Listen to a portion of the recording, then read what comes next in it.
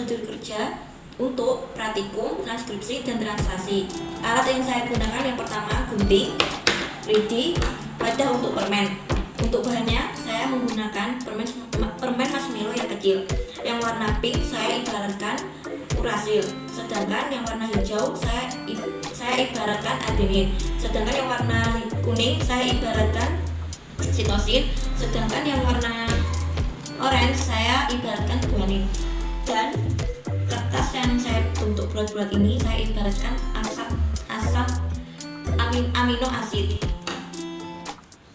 Dan kertasnya itu ada 7 warna yang berbeda. Untuk langkah pertama dari model transkripsi yaitu saya membuat dua rantai. Pertama ini merupakan rantai tunggal dari untaian DNA yang telah saya pisahkan. Untuk mempersingkat waktu saya buat satu saja. Terus yang kedua ini untaian dari mRNA. Untuk transkripsi tahap 1 memisahkan untaian ganda DNA untuk menyediakan rantai tunggal. Untaian ganda DNA diibaratkan oleh permen marshmallow yang ini. Terus tahap yang kedua, satu rantai DNA berikatan dengan mRNA. Kemudian RNA transkripsi membawa informasi sama dari untaian DNA non-template. Ini merupakan tahap elongasi. Yang selanjutnya, setelah elongasi, urutan ini memberikan sinyal bahwa transkripsi RNA telah selesai. Setelah ditranskripsi, RNA polimerisasi hasil transkripsi RNA. Jadi hasil dari transkripsi yang rantai antisense itu yang ini. Ini saya ibaratkan yang hijau itu kan tadi adenin, yang pink itu saya ibaratkan urasil. Terus yang orange saya ibaratkan guanin. Kan untuk memulai strat codon kan harus AUG ya, AUG. Jadi harus dimulai dari ini untuk melanjutkan ke tahap translasi selanjutnya. Untuk tahap yang translasi yaitu menyiapkan rantai hasil dari transkripsi yang tadi. Di sini saya mulai dari basa nitrogen. Hijau itu adenin, yang pink itu urasil, yang orange itu guanin. Kan untuk memulai codon kan harus AUG. Terus ini yang kuning sitonin, yang hijau adenin, yang pink urasil, dan seterusnya. Terus yang selanjutnya itu memberikan amino asid ke bagian ini. Untuk yang pink ini merupakan ACC, dan mengembangkan AGO. Terus yang hijau itu AUG, untuk startnya itu yang warna hijau.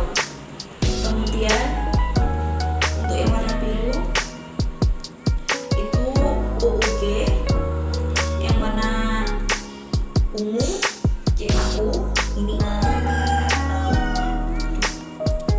yang warna merah UAA, yang warna kuning muda ini kuning UCU, yang drab yellow atau kuning tua yaitu AAA.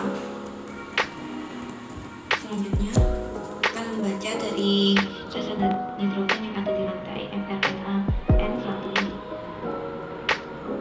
Ini kan tadi AUG, startnya tadi kan yang warna hijau, jadi ditaruh di sini. Selanjutnya itu ada hijau, kuning itu sitosin, berarti CAU jadi ungu. Tapi ini selanjutnya hijau itu tadi melambangkan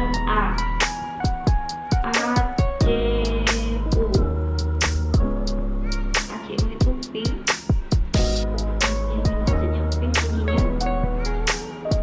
Terus UUG itu biru.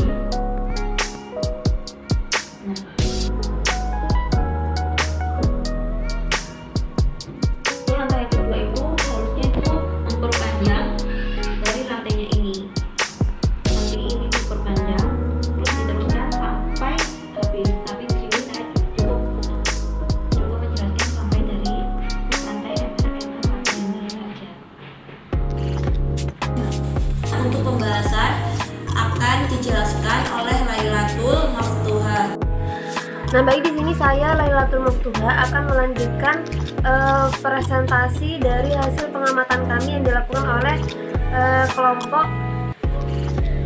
kami mengenai transkripsi dan translasi. Transkripsi dan translasi sendiri merupakan proses dari sintesis protein. Nah, sintesis protein sendiri merupakan proses pembentukan protein dari informasi genetik yang terdapat pada DNA. Nah, proses sintesis terjadi dalam dua tahap, yaitu transkripsi dan translasi. Nah, transkripsi sendiri merupakan peristiwa pengkopian informasi dari DNA untuk membentuk mRNA. Nah, sedangkan translasi sendiri merupakan peristiwa penerjemahan informasi pada mRNA untuk membentuk protein. Nah, jadi untuk membentuk protein sendiri, informasi genetik pada DNA perlu diubah menjadi mRNA, baru kemudian diproses membentuk protein. Nah, DNA atau deoksiribonukleik asid sebagian besar terdapat pada nukleus, namun juga ditemukan pada mitokondria dan kloroplas di dalam DNA dengan informasi genetik yang menentukan sifat-sifat makhluk hidup. Nah, untuk mempengaruhi sifat makhluk hidup, informasi genetik perlu diproses dulu, menghasilkan protein fungsional seperti enzim, hormon, maupun protein pembangun. Nah, berikut penjelasan singkat mengenai proses sintesis protein yang terbagi dalam tahap transkripsi dan translasi.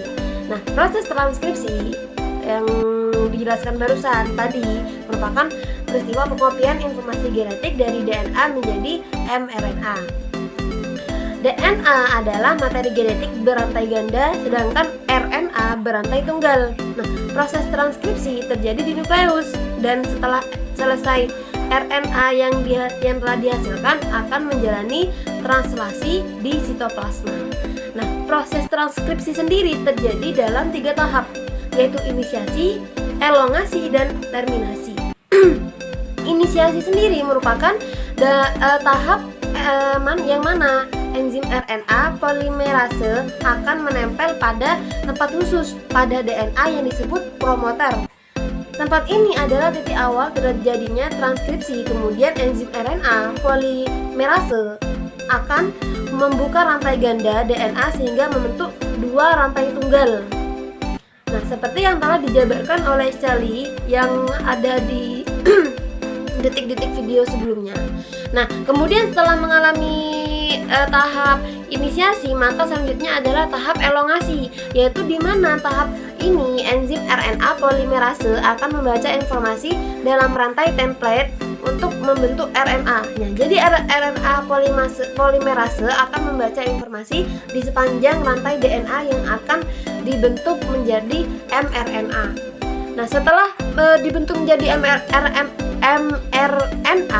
kemudian adalah tahap terminasi. Nah, yaitu pada tahap ini enzim RNA polimerase akan mengakhiri proses pembentukan mRNA setelah mencapai tempat khusus dalam DNA yang disebut terminator.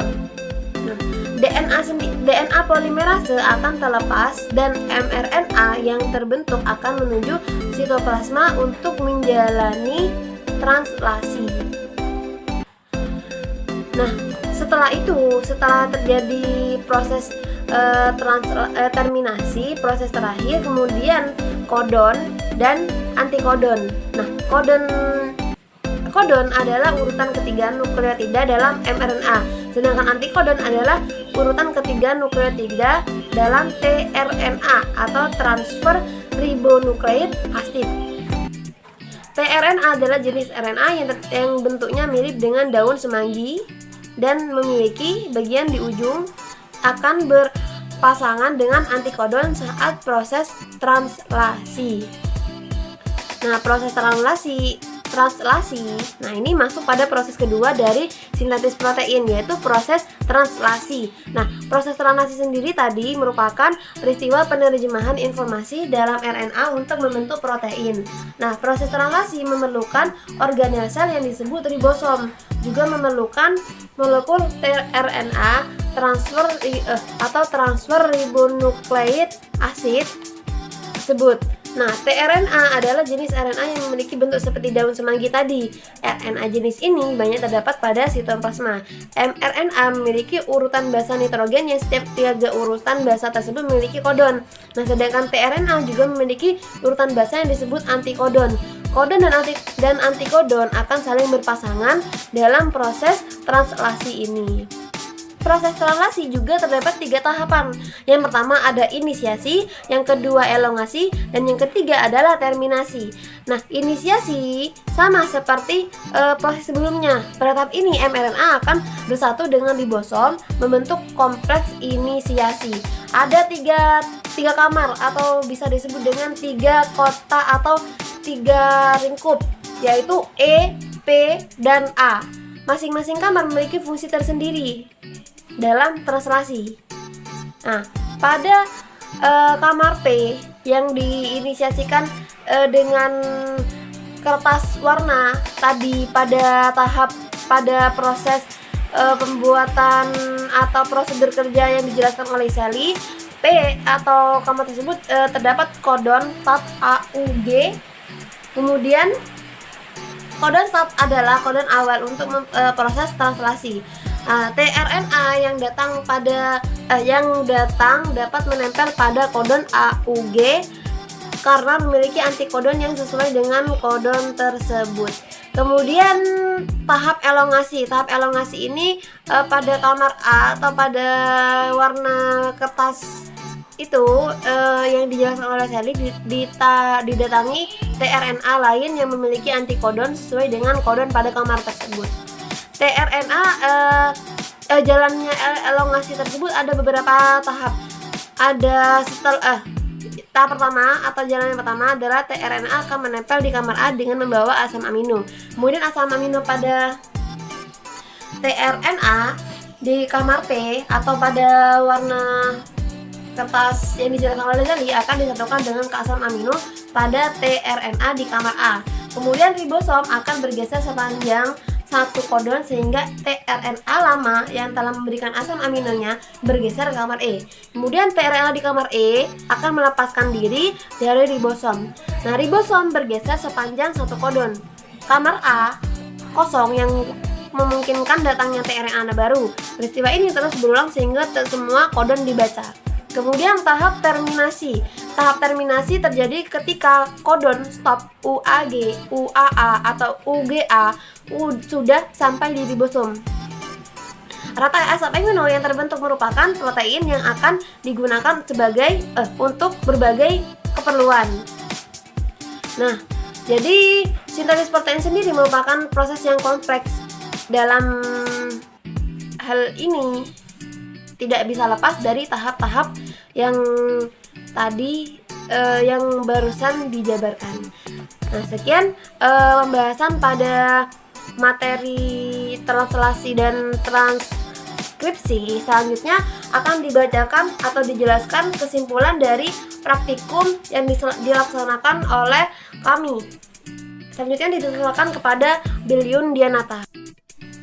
Jadi, kesimpulan yang dapat kami ambil dari praktikum yang sudah kami lakukan adalah: yang pertama, transkripsi.